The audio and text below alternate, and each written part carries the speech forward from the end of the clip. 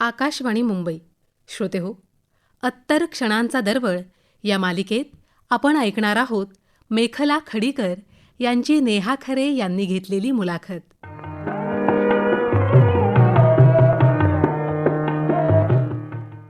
श्रोते नमस्कार. काही आठवणी या आपल्या मनाच्या कप्प्यात अगदी खोलवर जपलेल्या असतात. त्याची उजळणी कधीकधी आपण स्वतःशीच नकळत करत असतो. याच आठवणी दुसऱ्याला सांगताना आपण कधी आनंदित होतो, कधी हळवं होतो, भूतकाळामध्ये रममाण होतो. आज अशाच काही अत्तर क्षणांची उलगड आपण करणार आहोत. अत्यंत तत्वनिष्ठ, सुरेल, घरंदाज गायकीचे धनी पंडित जितेंद्र अभिषेकी, संगीतकार, गायक म्हणून स्वतःची मुद्रा उमटवणारे ज्येष्ठ श्रेष्ठ कलाकार पंडित जितेंद्र अभिषेकी यांच्या आणि त्यांच्या सुविद्य पत्नी विद्याताई अभिषेकी यांच्या आठवणी आज आपल्यासाठी उलगडणार आहेत मेखला खडीकर, म्हणजेच पूर्वाश्रमीच्या मेखला जितेंद्र अभिषेकी यांना. नमस्कार. नमस्कार नेहाताई. मेखला, तुमच्या आईबाबांविषयी आज आम्हाला जाणून घ्यायचं आहे. होय. तर अत्यंत भाग्याची गोष्ट आहे, नाही काही? हो, अतिशय भाग्याची गोष्ट आहे. पहिले तर मी तुम्हाला धन्यवाद देते की तुम्ही मला आज इथे बोलवलं आहे आणि मी खूप ओव्हरवेल्म झाले आणि मला अगदी मी भारावून गेली आहे. कारण काय, बाबांचं आकाशवाणीच्या कोकणी केंद्रामध्ये त्यांनी खूप काम केले. त्यांचं खूप मोठं योगदान आहे कोकणी विभागामध्ये. हो. अभिषेकी बुवांचं गायक म्हणून, कलाकार म्हणून श्रेष्ठत्व हे सर्वमान्य आहे, सर्वश्रुत आहे. हो. पण परिवार, एक कुटुंब, याच्यामधली जी नात्यांची वीण असते, होय, त्याच्यातले बाबा आई यांच्याविषयी आज आम्हाला अधिक ऐकायला मिळणार आहे. त्यामुळे हे त्याचं थोडंसं वेगळेपण असणार आहे. नक्कीच. तर बाबांची थोरवी तुमच्या लक्षात यायला किती काळ, म्हणजे आपल्यासाठी ते आपले बाबा असतात, नाही का? हो. केव्हा लक्षात आलं तुमच्या? खरं सांगायचं तर बाबांचं वेगळेपण किंवा थोरवी मला लहानपणीच लक्षात येऊ लागलं. कारण काय, मी लहान असताना घरात गुरुकुल पद्धतीने गाणं शिकवत होते बाबा. म्हणजे विनामूल्य, अगदी एक नवा पैसा न घेताना बाबांचे स्टुडंट्स कमीत कमी 4-5 जण आमच्याकडे राहून आमच्या परिवाराचा भाग बनून गाणं शिकायचे बाबांकडनं. बाबा विद्यादान करत होते. तर त्यांच्यातला जो इंटरॅक्शन मी बघत होते लहानपणीसुद्धा, की प्रत्येकजण शाळेत जातो आणि म्हणून आपला गुरु आणि शिष्य हे आपल्याला नातं लगेचच कळतं किंवा लहान वयातच तो एक रिस्पेक्ट किंवा एक ते जे देवाणघेवाण असतं ते आपण सुरू करतो. तर ते मला घरीसुद्धा दिसत होतं.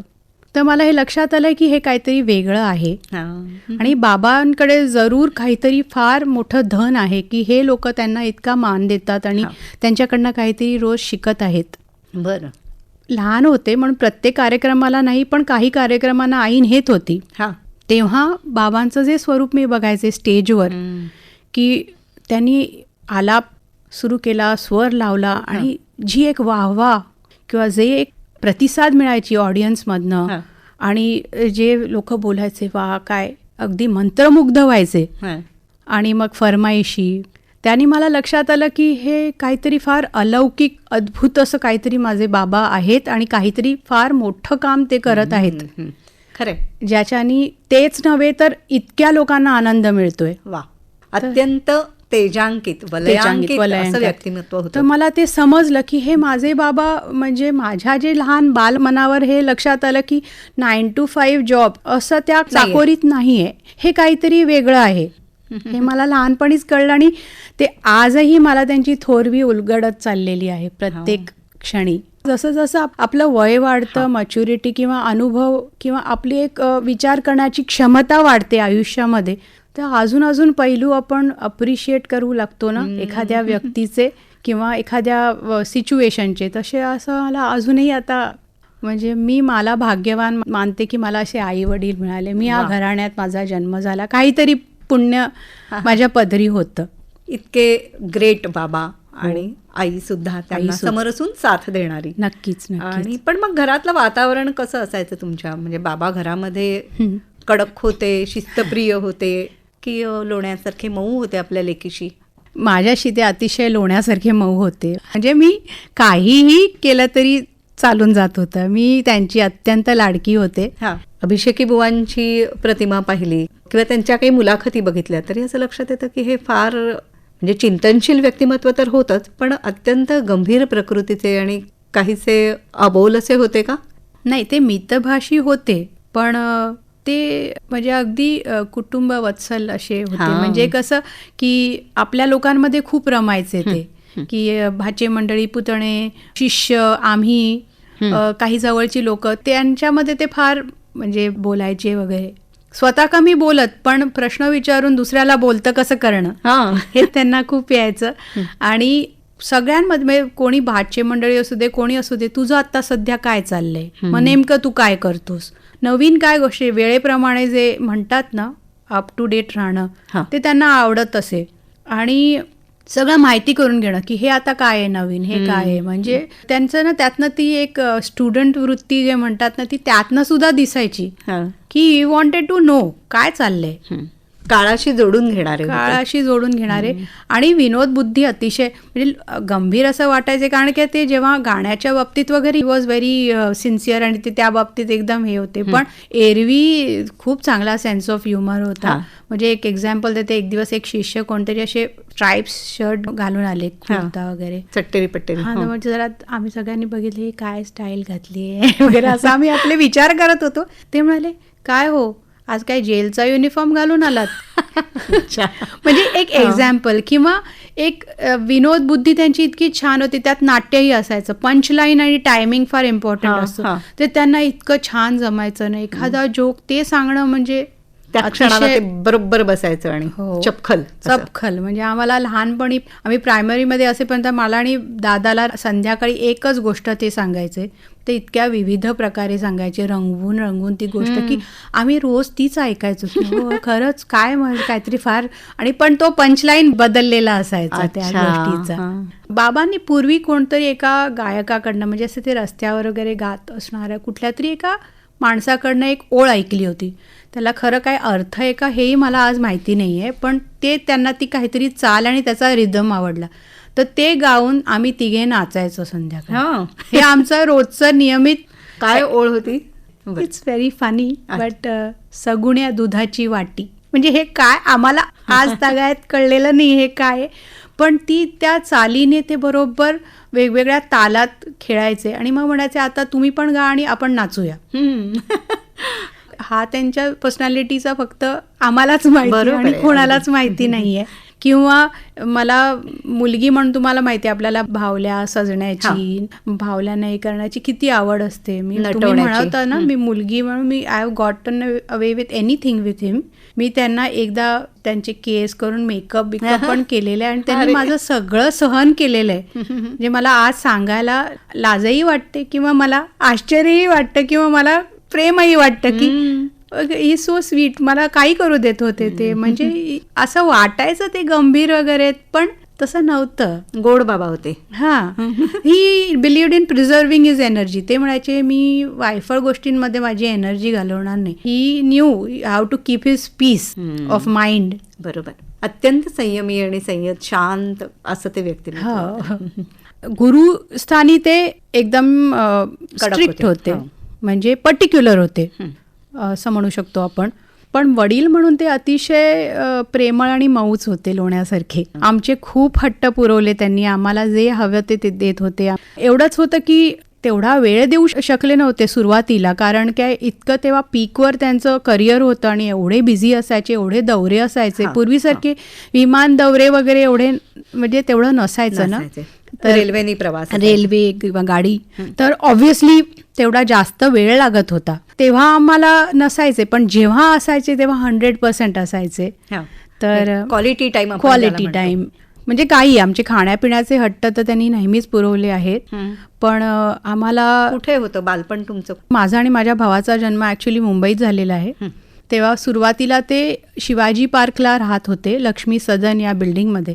पण माझ्या जन्मानंतर त्यांना गुरुकुल पद्धतीने गाणं शिकवायचं होतं. ते फार निसर्गप्रेमी होते, तर जरा शांत आणि असं साधनेला त्यांच्या पूरक असं वातावरण पाहिजे होतं त्यांना. आणि तेव्हा त्यांचे नाटक आणि ह्यांचं संगीत दिग्दर्शन आणि खूप त्यांचं काम चालू होतं. तर त्यांनी लोणावळ्याला एक मोठा बंगला घेतला, 1 एकर जागेवरती तो आमचा बंगला होता. आणि तिथे मग ते स्थायिक झाले. मी किंडरगार्टनमध्ये होते तेव्हा, म्हणजे ऑब्व्हियस माझी पहिलीपर्यंत आम्ही मग लोणावळ्यात होतो. अच्छा, बरं. तर तिथे बालपण थोडं तिथे, आणि मग परत आम्ही मुंबईत आलो आणि शेवटी पुण्यात. असं आम्ही 3 ठिकाणी फिरलोय. ते स्वतः म्हणजे म्हणतात ना, चांगला गवय्या हा चांगला खवय्या असतो. मी तर म्हणेन चांगला शेफ सुद्धा असतो. तर ते खाण्यापिण्याचे लाड म्हणजे त्यांना अतिशय माहिती असायचं, इथे हे चांगलं मिळतं, तिथे ते चांगलं मिळतं. मग तिथे आवर्जून आम्हाला खायला घेऊन जाणार. काही पण आम्ही मागितलं तर ते कधीच नाही म्हणत नव्हते. सहलीला नेणं हे त्यांच्या खूप आवडीचं होतं. आणि फक्त आमचेच नाही तर भाचे पुतणे मंडळी ह्यांनाही त्यांनी तितकेच लाड केले त्यांचे. म्हणजे त्यांचा नेमच असायचा, असले की मग गाडीमध्ये सगळ्यांना पावसाळ्यात भरून सिंहगडावर न्यायचं. तिथे पिठलं भाकरी, कांद्याची भजी, काय काय खायला घालणं.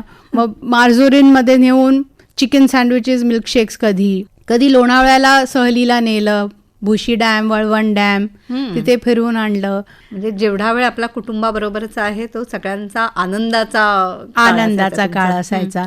आणि स्वतः ते डिसिप्लिनेरियन होते एकदम, म्हणजे ते शिस्तप्रिय व्यक्ती होते. त्यांचा दिनक्रम पण असा ठरलेला असायचा, very discipline. He was a very discipline man. तर लवकर उठून रियाज करणं, सकाळी त्यांचा दिवस अगदी 4 वाजता सुरू व्हायचा पहाटे. पहिले स्वतःचा खर्जाचा रियाज, मग योगासनं, प्रभात फेरी, न्यूजपेपर अख्खा वाचून काढणे, आणि मग शिष्यांना शिकवणं. त्याच्या आधी अंघोळ आणि रोजचं एक मंत्रपाठ वगैरे त्यांचं ठरलेलं असायचं, ते कधी चुकत नसे. तर ते त्यांचा दिनक्रम. मग नंतर जेवण, 1 तासाची विश्रांती, परत संध्याकाळी रियाज. व मग जे लोकल स्टुडंट्स होते आणि प्लस आमचे राहत होते ते स्टुडंट्स, त्यांना सगळ्यांना 5:30ला संध्याकाळी, काही नोकरी करणारे वगैरे होते ते 5:30ला येऊन तेव्हा मग परत त्यांचं शिकवणं.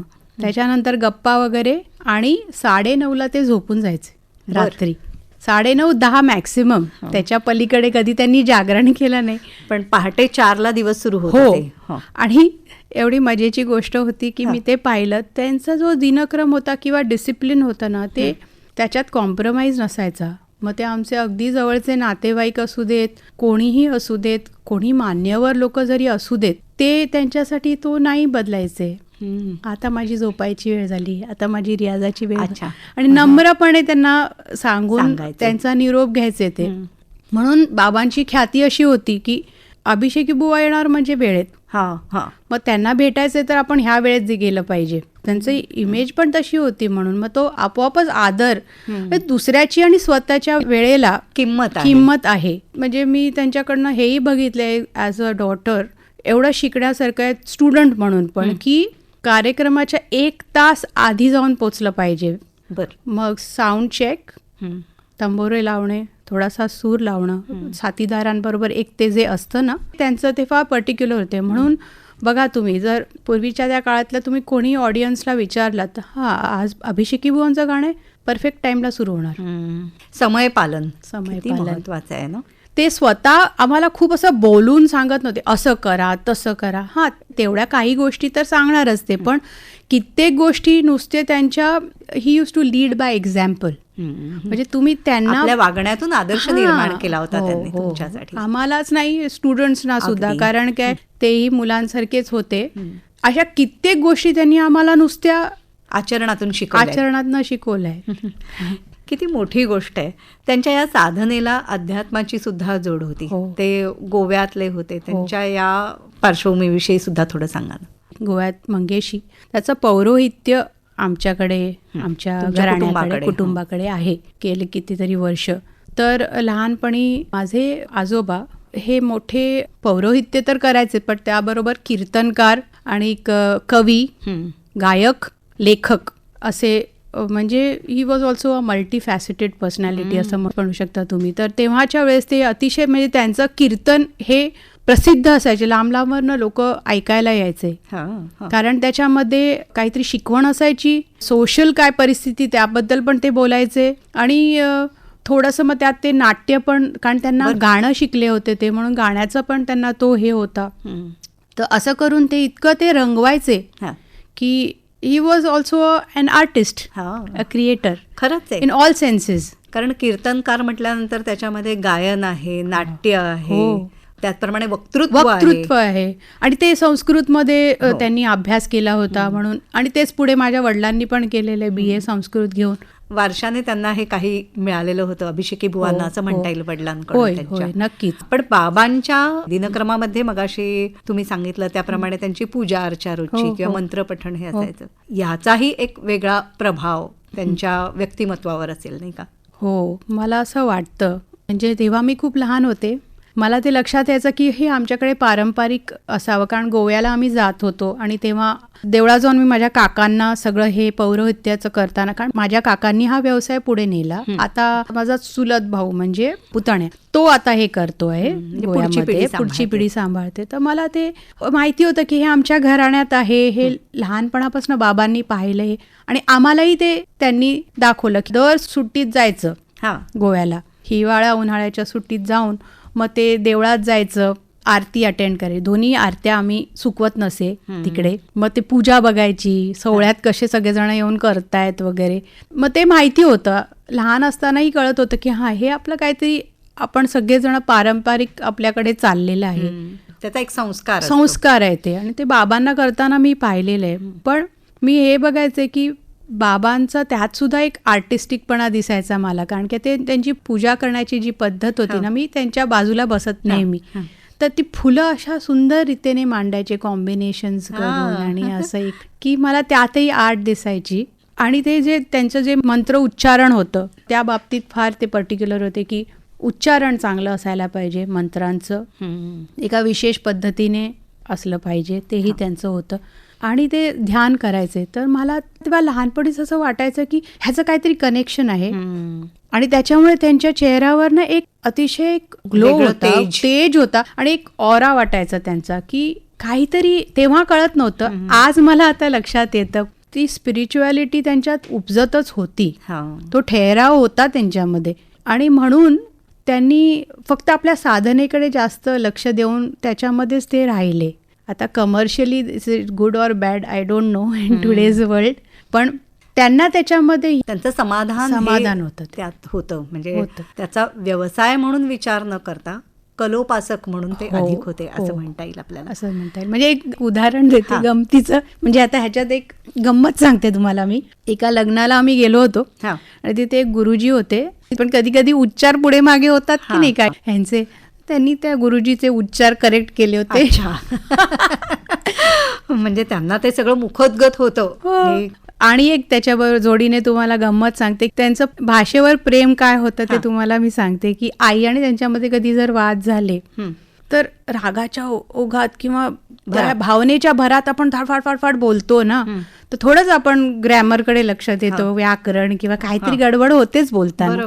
तर ते अगदी शांतपणे त्यांच्या खालच्या स्वरात म्हणत, ते हे नाही, हे असं म्हणायचंय का तुला? तर आई इतकी चिडायची, मी काय म्हणते हे ऐकताय की नाही तुम्ही, का माझं मराठी सुधारताय ते? आणि आम्ही नुसते हसत असायचो. फार मजा यायची. त्यांची पर्सनॅलिटी युनिक होती. प्रत्येक घरामध्ये नवरा बायकोचे असे संवाद घडत असतात, तसंच अभिषेकी बुवांच्या घरी सुद्धा होतो. याची एक छोटीशी झलक तुम्ही आता आम्हाला सांगितलीत. आणि विद्याताईंनी त्यांना फार मोठी साथ केलेली आहे मुलाची. अभिषेकी बुवांच्या कारकिर्दीमध्ये विद्याताईंचा, तुमच्या आईचा मोठा वाटा आहे. काय काय करायच्या विद्याताई घरासाठी, बाबांसाठी? आईच्यामुळे गुरुकुल पद्धत प्रत्यक्षात आणू शकले.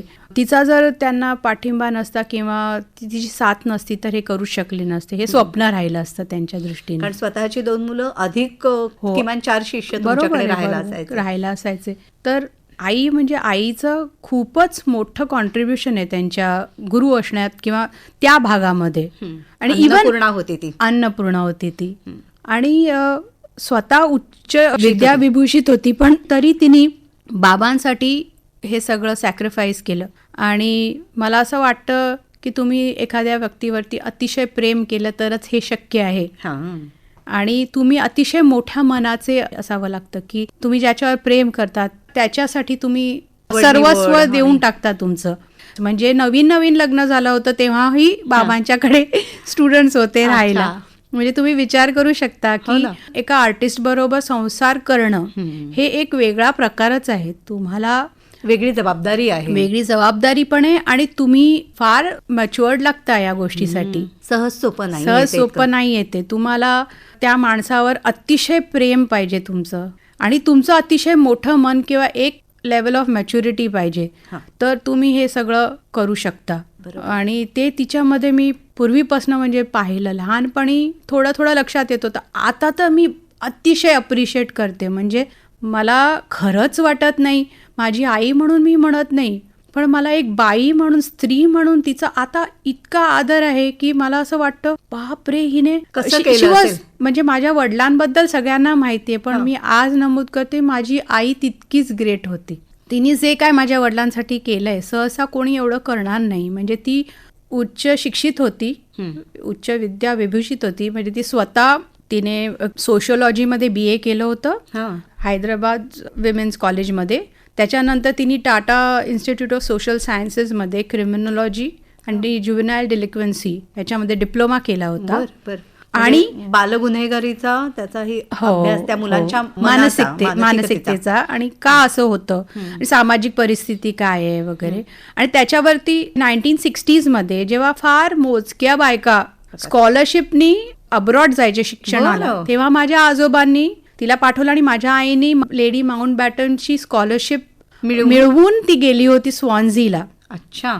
UK. आणि तिकडे तिने पोस्ट ग्रॅज्युएशन इंग्लंडमध्ये जाऊन पोस्ट ग्रॅज्युएशन केलं तिने. लग्नाआधी ती इथे जे बापनू घर आहे वरळीला, तिथे ती anti beggary and destitute women यांच्यासाठी काम करायची. म्हणजे भिक्षेकरी आणि त्याचप्रमाणे काही म्हणजे ज्यांना घटस्फोटी किंवा त्यांना त्रास काही आहेत परिवाराच्या दृष्टीने किंवा कुठले, तर त्यांना ती बेघर महिला झालेल्या आहेत काही कारणाने, बेघर, तर ती त्यांच्यासाठी तिथे नोकरी करून मदत करायची.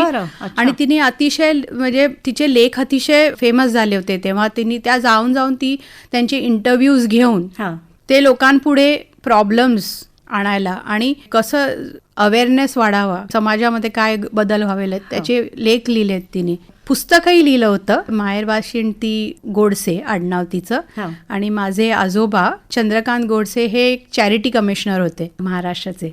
तर तर तेव्हा तिने माझे पणजोबा जे बीडमध्ये आमचं, म्हणजे आम्ही मराठवाड्याचे आईच्या बाजूनी, तर ते तिकडे मोठे लॉयर कुटुंबीय. तर आमचं लॉयर्सचं घराणं आहे आईच्या बाजूनी बरेच. त्यांच्यावर तिने पुस्तक लिहिलं होतं, लक्ष्मीनारायणाच्या छायेत एक पुरुषोत्तम. बरं. तेव्हा तर तेही खूप फेमस झालं होतं. म्हणजे तेव्हा म्हणजे त्या उत्तम लेखिका होत्या आणि त्याचप्रमाणे समाजाचं आकलन हे फार मोठ्या प्रमाणावर. पण ते सगळं तिने लग्न झाल्यावरती बाजूला ठेवलं, कारण की तिला लक्षात आलं की बाबांचं जे कार्य आहे त्याला एक जणांनी कोणीतरी खंबीर साथ द्यायला पाहिजे. आणि मग मुलं, माझी आजी, घर, तिला ते लक्षात आलं की ह्यांना जर पुढे क्रिएटिव्हिटी करायची असेल तर हे बाकीचे टेन्शन त्यांच्या आयुष्यात असण्यात अर्थ नाही. आणि म्हणून तिने ती पूर्णपणे साथ दिली त्यांना. बाबा काय म्हणायचे त्यांच्याबद्दल? ते तसं मला वाटतं स्पष्टपणे म्हणाले सुद्धा. हो. ते असे म्हणजे जोक करायचे की हिने म्हणून माझ्याबरोबर संसार केला. ते मान्यही करायचे की ज्या पद्धतीने आईने अक्षरशः आईची माया दिली या सगळ्यांना. म्हणजे मी बघायचंय तिला की ती कुणाला काय आवडतं हे माहीत असायचं. आमच्या घरी माझी आईच स्वयंपाक करायची. माहेरची ती इतकी लाडात वाढलेली की तिला स्वयंपाक येत नव्हता. लग्न झालं तेव्हा तिने बाबांना सांगितलं. एकत्र कुटुंबातनं आली होती आणि अतिशय लाडाची, तर तिच्यावर कधी जबाबदारी, तू अभ्यास कर, तू हे कर. ती म्हणजे माझ्या आईचे काका उत्तम चित्रकार होते आणि ते हौशी नाटक बसवत. अच्छा. त्यात तिला भूमिका देऊन पण तिने नाटकात सुद्धा काम केलेलं आहे. शोभा गुरटूंकडे हाऊस म्हणून गाणं पण शिकली होती थोडंसं. माझे आजोबा तसे खूप फॉरवर्ड थिंकिंग आणि प्रोग्रेसिव्ह होते तेव्हाच्या वेळेस. पण तिला प्रागतिक विचार, तुला हवं ते कर, तू तुझं पर्सनॅलिटी तुझ्या हवी तशी डेव्हलप कर, असं होतं त्यांचं. तिने सांगितलं तर बाबा म्हणाले नाही ठीक आहे, मला वरण भातही आवडतो. पण पुढे जाऊन माझी आजी बाबांनी तिला गोव्याचे सगळे पदार्थ शिकवले आणि ती अतिशय मग उत्तम स्वयंपाक करायची, सुगरण झाले. तर ती अक्षरशः प्रत्येक स्टुडंटला हे आवडतं ते आवडतं, आमच्यासाठी काही करत असेल पण त्यांच्यासाठी पण ते बाजूला ठेवून तुमच्यासाठी हे केलंय.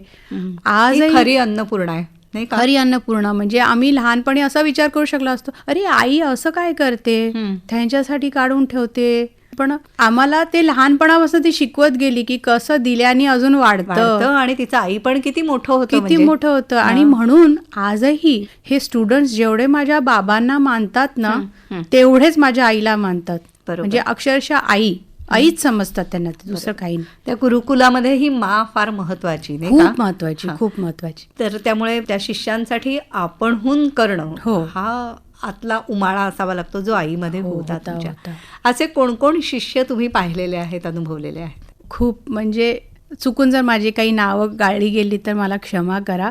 पण म्हणजे मी अगदी सांगते ना, मला जेव्हापासून समजायला लागलं, लोणावळ्याच्या घरी अजित कडकडे, राजा काळे, माझा आतेभाऊ लागतो मंगेश मुळे, तो, मग पुढे मुंबईला आल्यावरती सुधाकर देवळे, हेमंत पेंडसे, विजय ठोंबरे म्हणून एक होते ते, नंतर पुण्याला चंद्रकांत, रघुनाथ फडके, चंद्रकांत नाईक, सावकारी, अरे बापरे, लिस्ट एवढी मोठी आहे ना की मला, मग जिथे लोकल राहणारी पण काही होती, जसे शेखर कुंभोजकर, समीर दुबळे, विजय कोपरकर, आणि मग गोव्याचे काही आमचे विनोद पालेकर, महादेव पेडणेकर, बरेच मोहन दरेकर, म्हणजे असं खूप, म्हणजे यादी इतकी मोठी आहे ना, खूप मोठी आहे यादी. हे सगळे प्रभाकर काका वगैरे जेव्हा होते ना तेव्हा मी खूपच, म्हणजे किंवा कदाचित माझा जन्म झाला नसेल, तेही होते. एकूण आईची वृत्ती देण्याची होती हे तर आहेच. प्रेम तिने सगळ्यांना दिलं, सगळ्यांसाठी केलं.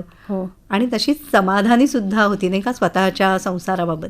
हो, ते म्हणजे एक विलक्षणच तिच्यामधली मी उदारता बघितलेली आहे. आणि इतकी सॅटिस्फाईड, म्हणजे बाबांचं तुम्ही मला मगाशी विचारलात ना, अध्यात्म, आणि पण आईमध्ये उपजतच एक हे होतं माहिती, ती इतकी पॉझिटिव्ह आणि इतकी मोठ्या मनाची बाई होती की मला आठवतं प्रिव्हसी म्हणून तिने असं काही ठेवलंच नाही. म्हणजे तुम्हाला माहिती आहे, आपण कुठल्याही घरात माझी खोली, माझं कपाट, इथपासून सुरुवात होतं की नाही, किंवा माझा वॉट एव्हर कब्बशीपासून वाटेल ते असतं आपल्या घरात, ते तिच्यात कधी नव्हतंच. म्हणजे जे आहे ते सगळ्यांचं.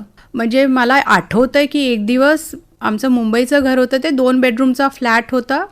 तर एक दिवस एका बेडरूममध्ये माझी आजी आणि सगळे स्टुडंट्स रियाज करतायत, एका बेडरूममध्ये बाबा रियाज करतायत, आणि मध्ये हॉल, किचन, आणि कोणतरी लोक येणार होती, तर तिने बिचारीनी स्वयंपाकघरात कपडे बदलले, इकडे दार बंद केलं, तिकडे दार बंद केलं.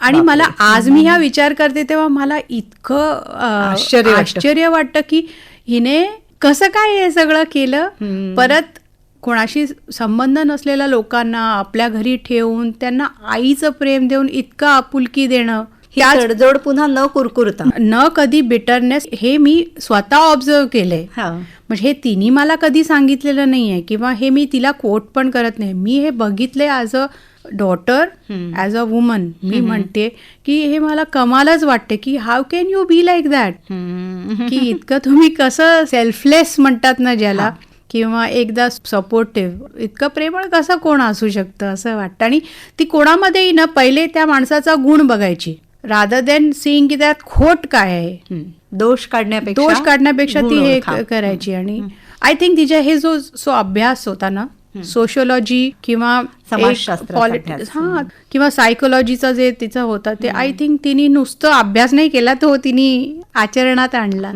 स्वतःमध्ये ते सगळं झिरपलं होतं त्यांच्यामध्ये. हो, त्यात तिला वेळ मिळाला तर काय काय सोशल सर्व्हिस करत राहायची. लिखाण पण, जसं म्हणजे आमच्या दादरच्या घरी, आमच्या घरी जे काम करायची बाई लक्ष्मीबाई, तर ती खूप कष्टातनं वर आली होती. तिचा नवरा दारू पिऊन तिला छळत असे, पण तिने हार मानली नाही. तिने दोन्ही मुलांना शिकवलं, काम करून ती सकाळपासून दूध वाटल्यापासून सगळं करायची. हे आईला इतकं कौतुक की आईने तिच्यावर आर्टिकल लिहून तो पेपरमध्ये छापून आणला, हे केलं, असं तिने अनेक आर्टिकल्स लिहिलेले जे भावायचं. आणि यातून समाजातल्या इतर लोकांना, वाचणाऱ्यांना सुद्धा त्यातून प्रेरणा मिळायची.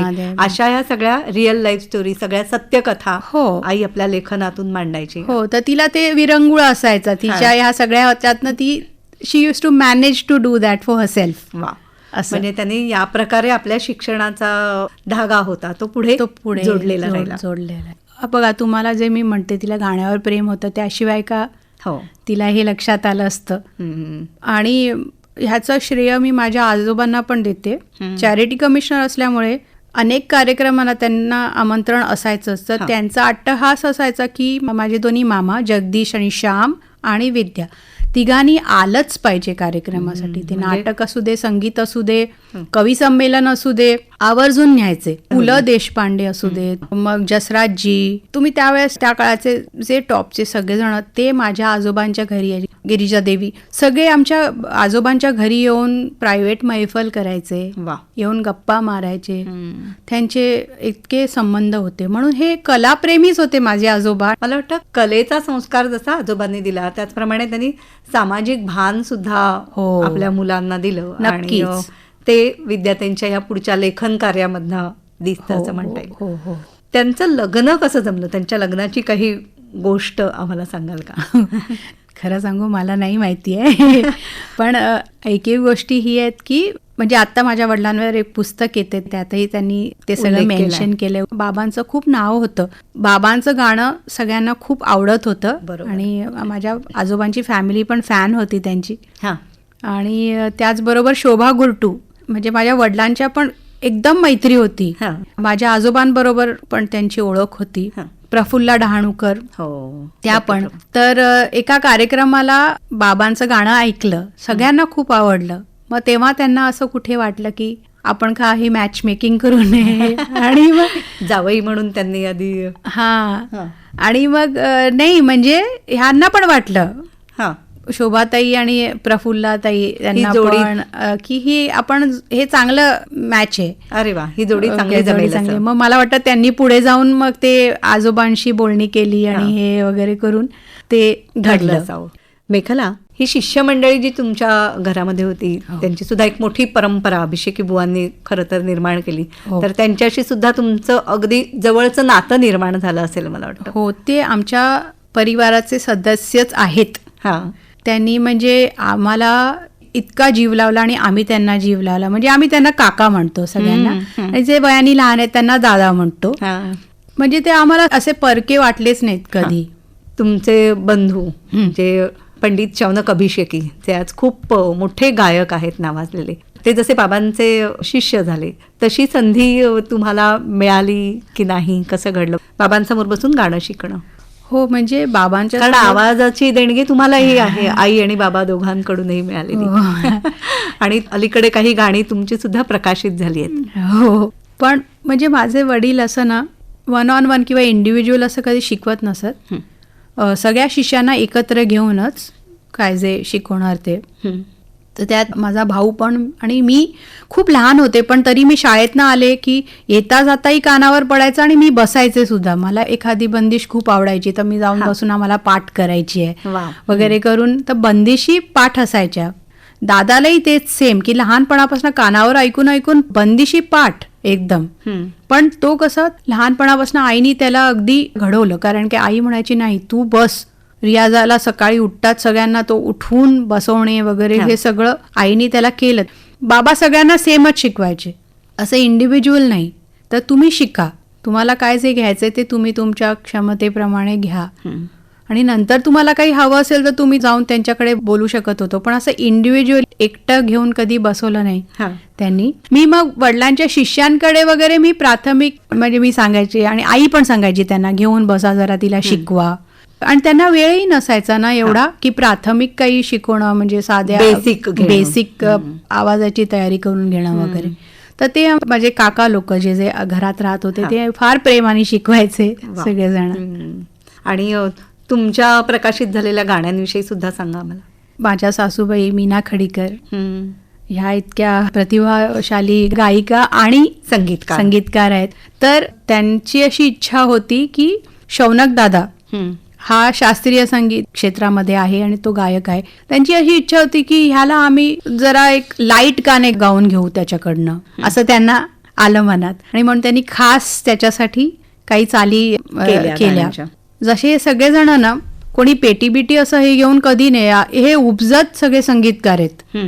काव्य वाचलं की ह्यांना सगळ्यांना, माझे वडील असू दे मीनात्या असू दे, काव्य वाचून त्यांना चाल सुचणारी लोक आहेत. ते माझ्या आवाजामध्ये मला चाल शिकवून मग मी ते रेकॉर्ड करून पाठवत असे दादाकडे की ही चाल आहे आणि मग तो त्याचं सोनं करायचा.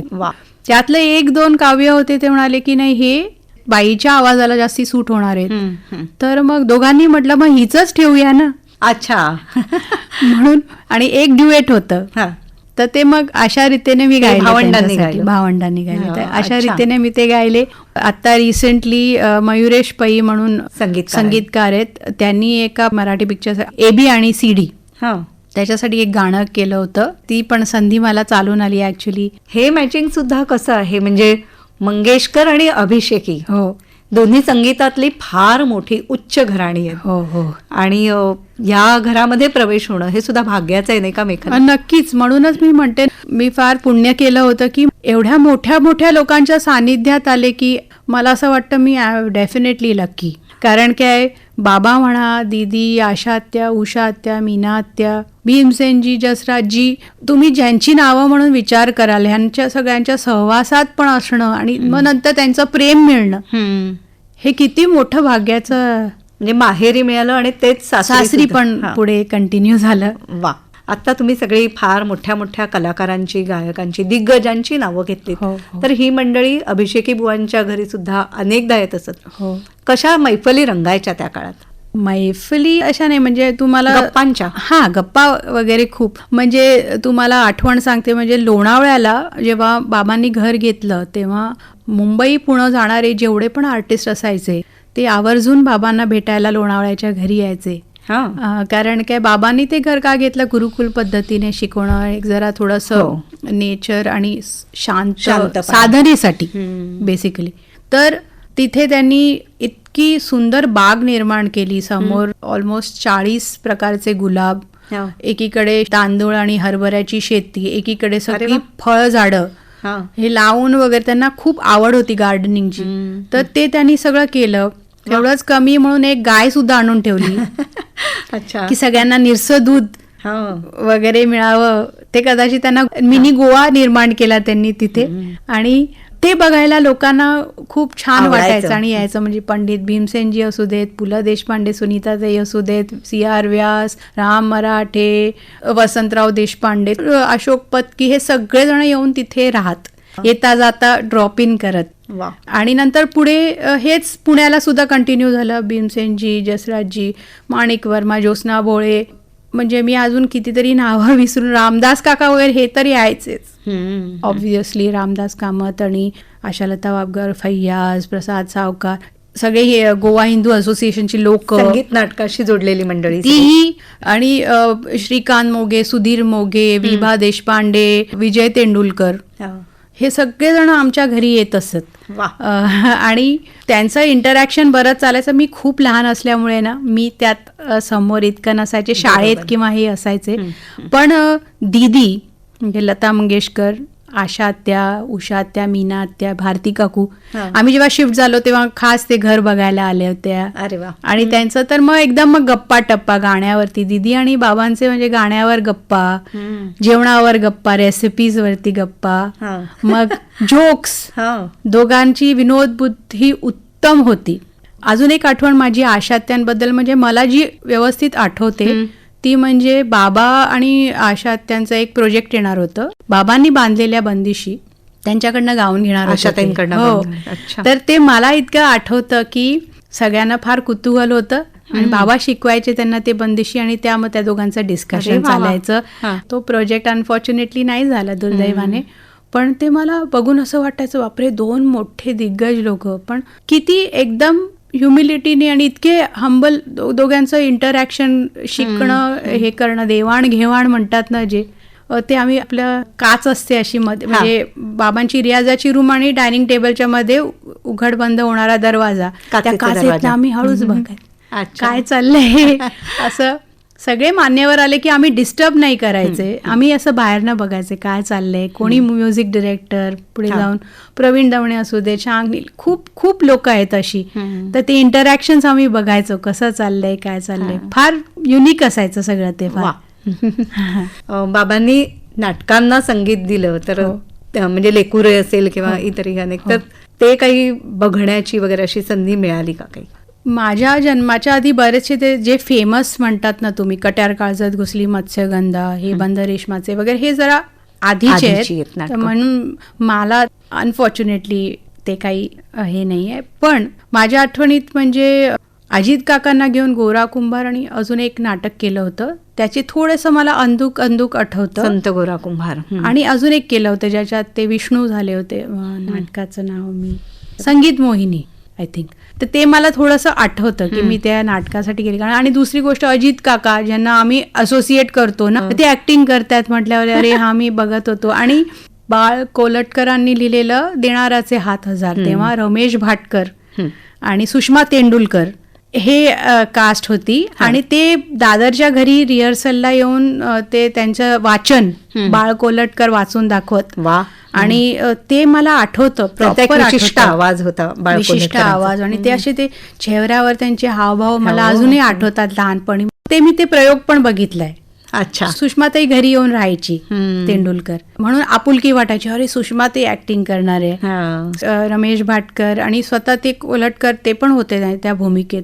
ते आठवतं मला. आणि त्याच्यानंतर डायरेक्टली बाबांनी शेवटचं जे नाटक संगीत दिग्दर्शन केलं ते म्हणजे तू तर चाफेकळी, वसंतराव कानिटकरांचं. तेव्हा मी बघितलं की बाबा म्हणजे सगळेजण विचारताना तुम्ही चाल कशी करता वगैरे, हा एक जनरल प्रश्न असतो की काय प्रक्रिया, तुम्ही नक्की काय करता वगैरे.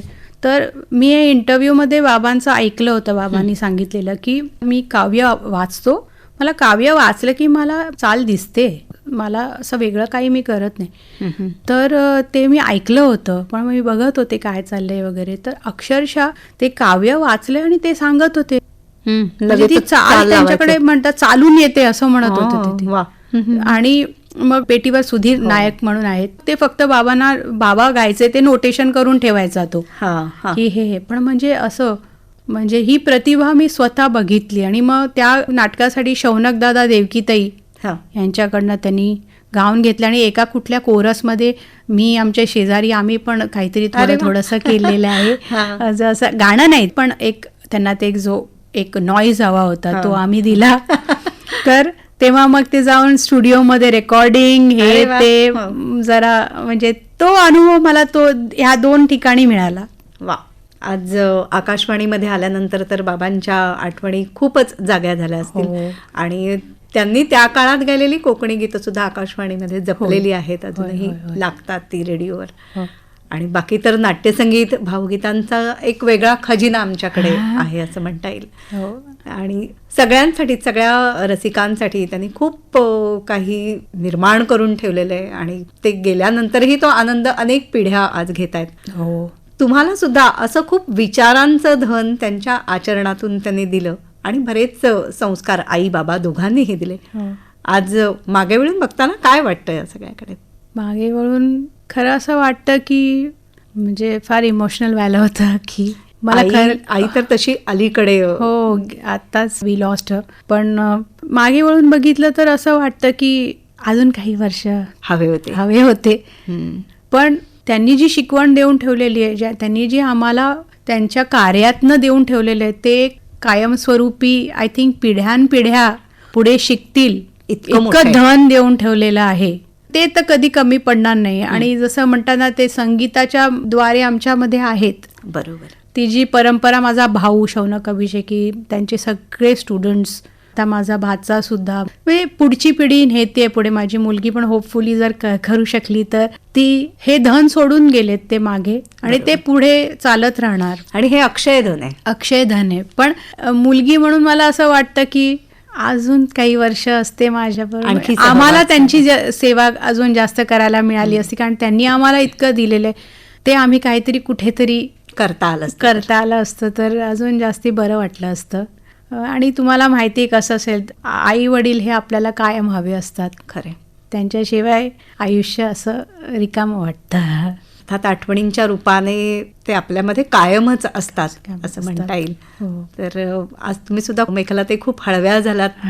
आई आणि वडील या दोघांनी खूप काही शिकवलंय आणि संगीताबरोबरच जगण्यासाठी बळ देणारे संस्कार आणि चांगली मूल्य तुम्हाला दिलेली. खरंच. तर त्याचाच वसा वारसा तुम्ही सुद्धा पुढे नेताय. तुम्ही इथे आलात आणि अत्तर क्षणांचा हा दरवळ आमच्यासाठी उलगडलात. मनापासून आभार मानते. धन्यवाद. Thank you so much. तुम्ही मला इथे बोलवलात आणि ही संधी दिलीत. मी तुमचे खूप खूप आभारी आहे. थँक्यू.